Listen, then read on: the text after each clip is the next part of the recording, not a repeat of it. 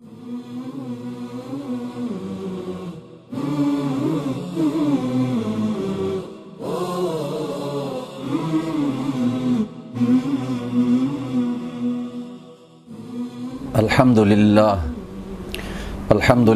وحدہ والصلاة والسلام علی من لا نبی بعدہ اما بعد فاعوذ باللہ من الشیطان الرجیم بسم اللہ الرحمن الرحیم سبحان الذی اسری بعبدہ لیلا من المسجد الحرام الى المسجد الاقصى الذی بارکنا حولہ لنریہ من آیاتنا انہ هو السمیع البصیر صدق اللہ العظیم۔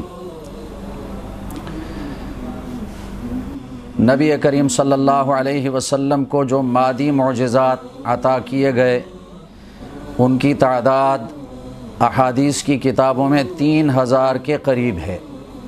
ان میں سب سے بڑا معجزہ معراج کا معجزہ ہے، اور یہ کئی معجزات کو جمع کرنے والا ہے، اور نبی کریم صلی اللہ علیہ وسلم کے بہت سے کمالات اس سے ظاہر ہوتے ہیں۔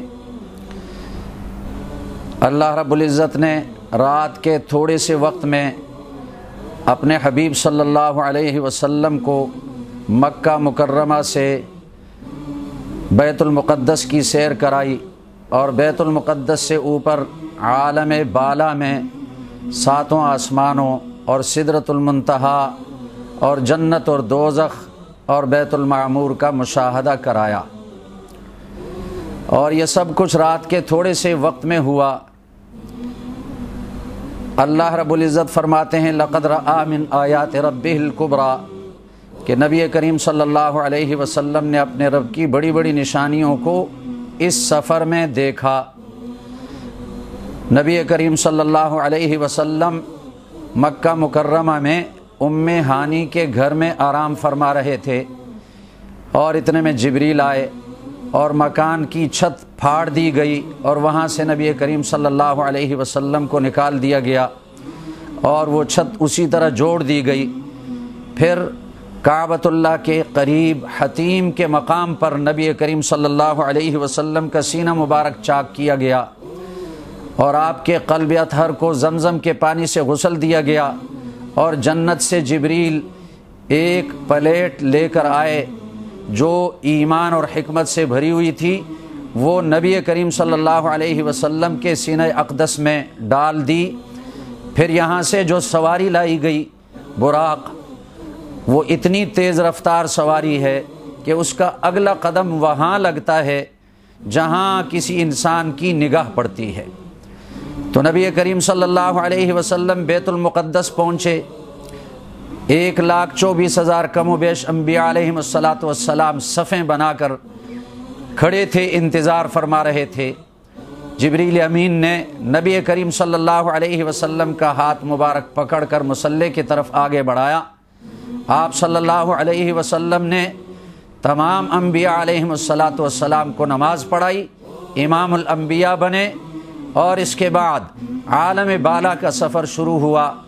7 آسمانوں سے اوپر تشریف لے گئے، بیت المعمور کی زیارت کی، جس کے بارے میں نبی کریم صلی اللہ علیہ وسلم نے فرمایا کہ بیت المعمور کعبۃ اللہ کی بالکل سیدھ میں 7ویں آسمان کے اوپر فرشتوں کا قبلہ ہے، اور بیک وقت 70,000 فرشتے اس کا طواف کرتے ہیں، دوبارہ ان فرشتوں کو طواف کرنے کا موقع نہیں ملتا۔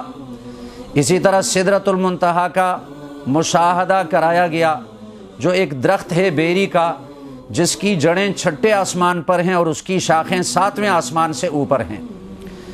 آپ صلی اللہ علیہ وسلم نے فرمایا کہ اس کے پھل علاقہ حجر کے مٹکوں کے برابر ہیں، اور اس کے پتے ہاتھی کے کانوں کے برابر ہیں، اور اس پر ایسے رنگ چھا گئے، فرمایا کہ میں ان رنگوں کو بیان نہیں کر سکتا۔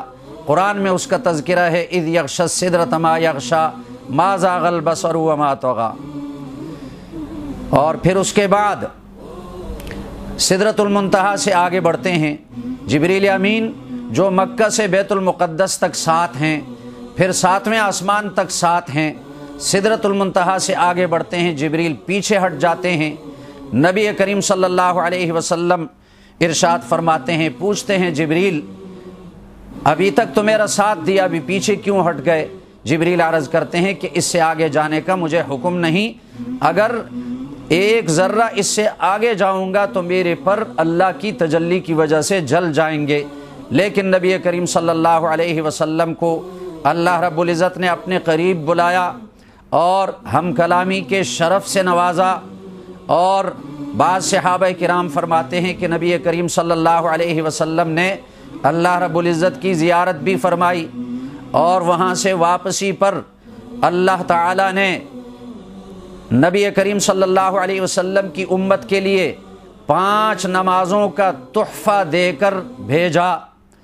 ابتدا میں 50 نمازیں فرض کر دی گئیں، لیکن حضرت موسیٰ علیہ السلام کے مشورے سے اور نبی کریم صلی اللہ علیہ وسلم کی بار بار التجا اور درخواست سے اللہ رب العزت نے 50 سے کم کر کے 5 نمازیں چھوڑ دیں۔ لیکن اللہ رب العزت نے ارشاد فرمایا کہ میرے ہاں جو لکھا گیا اس میں کوئی تبدیلی نہیں آئے گی، آپ کی امت 5 نمازیں پڑھے گی لیکن 50 نمازیں لکھی جائیں گی۔ چنانچہ ایک بندے مومن جو 5 نمازیں پابندی سے ادا کرتا ہے، اللہ رب العزت اس کے لیے 50 نمازیں لکھ لیتے ہیں۔ یہ عظیم الشان واقعہ رونما ہوا۔ نبی کریم صلی اللہ علیہ وسلم رات ختم ہونے سے پہلے پہلے مکہ مکرمہ واپس تشریف لائے۔ جبریل سے عرض کیا، جبریل میں مکے والوں کو بتاؤں گا کہ میں نے رات کے تھوڑے سے حصے میں بیت المقدس اور عالم بالا کی سیر کی تو میری قوم میری تصدیق نہیں کرے گی۔ جبریل نے عرض کیا، محمد صلی اللہ علیہ وسلم ابو بکر صدیق رضی اللہ عنہ آپ کی تصدیق فرمائیں گے۔ تو یہ معراج کا ایک عظیم الشان واقعہ رونما ہوا، جہاں یہ نبی کریم صلی اللہ علیہ وسلم کے لیے ایک عظیم الشان معجزہ ہے، وہاں امت محمدیہ کے لیے باعث فخر اور باعث شرافت ہے کہ اللہ رب العزت نے ہمیں اس نبی کی امت میں پیدا فرمایا کہ جس نبی کو اللہ نے اپنے پاس عرش پہ بلایا۔ لیکن یہ معراج کا واقعہ کب رونما ہوا؟ محدثین اور اصحاب سیر کے اقوال اس میں مختلف ہیں۔ 27 رجب کو یا 17 رمضان المبارک کو یا ربیع الاول کے مہینے میں یہ واقعہ رونما ہوا، لیکن یہ بات غور کرنے کی ہے کہ نبی کریم صلی اللہ علیہ وسلم کو جب معراج پہ بلایا گیا تو اس کے بعد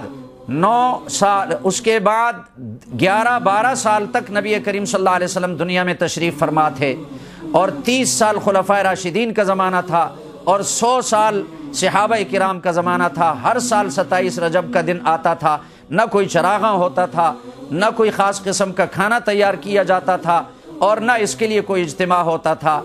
آج جو رسم چل پڑی ہے، دن منانے کی رسم، اس نے لوگوں کو حقیقت سے غافل کر دیا۔ ہمیں تو یہ دیکھنا چاہیے کہ معراج کا تقاضا کیا ہے، اور اس معراج کے واقعے سے ہمیں کیا سبق ملتا ہے۔ معراج کا تقاضا تو یہ ہے کہ اللہ رب العزت نے اپنے بندوں کے لیے، نبی کریم صلی اللہ علیہ وسلم کی امت کے لیے جو 5 نمازوں کا تحفہ عطا فرمایا، تو امتی اس 5 نمازوں کی پابندی کریں، بلکہ جتنے احکامات اللہ نے نازل فرمائے سارے احکامات جبریل کے ذریعے سے زمین پہ اتارے۔ نماز ایک ایسا عظیم الشان عمل ہے کہ نماز کا حکم اللہ نے زمین پہ نہیں اتارا، بلکہ اس کے لیے نبی کریم صلی اللہ علیہ وسلم کو اپنے پاس بلایا اور تحفے کی صورت میں نماز عطا کر دی۔ تو آج معراج کا تقاضا اور نبی کریم صلی اللہ علیہ وسلم سے محبت کا تقاضا یہ ہے کہ ہم نمازوں کی پابندی کریں اور اللہ کے اس عظیم الشان تحفے کی قدر کریں۔ اور یہ وہ تحفہ ہے کہ نبی کریم صلی اللہ علیہ وسلم نے فرمایا، قرۃ عینی فی الصلاۃ، میری آنکھوں کی ٹھنڈک نماز میں ہے۔ اور آپ صلی اللہ علیہ وسلم نے اپنی وفات سے چند لمحے پہلے اس کی تاکید فرمایا الصلاۃ الصلاۃ، نماز کی پابندی کرو۔ لیکن آج نماز کی پابندی کی کوئی فکر نہیں، فقط رسومات اور دن منانے کا رواج چل پڑا، جو لوگوں کو اصل حقیقت سے غافل کرنے کا ایک ذریعہ ہے۔ اس لیے معراج کا تقاضا تو یہ ہے کہ ہم اس بات کا عہد کریں کہ نبی کریم صلی اللہ علیہ وسلم جو تحفہ ہمارے لیے لے کر آئے، نمازوں کا تحفہ، ہم نمازوں کی پابندی کریں۔ یہ اللہ رب العزت کا تحفہ ہے اور نبی کریم صلی اللہ علیہ وسلم لے کر آئے۔ اللہ رب العزت ہم سب کو عمل کرنے کی توفیق عطا فرمائے۔ سبحانک۔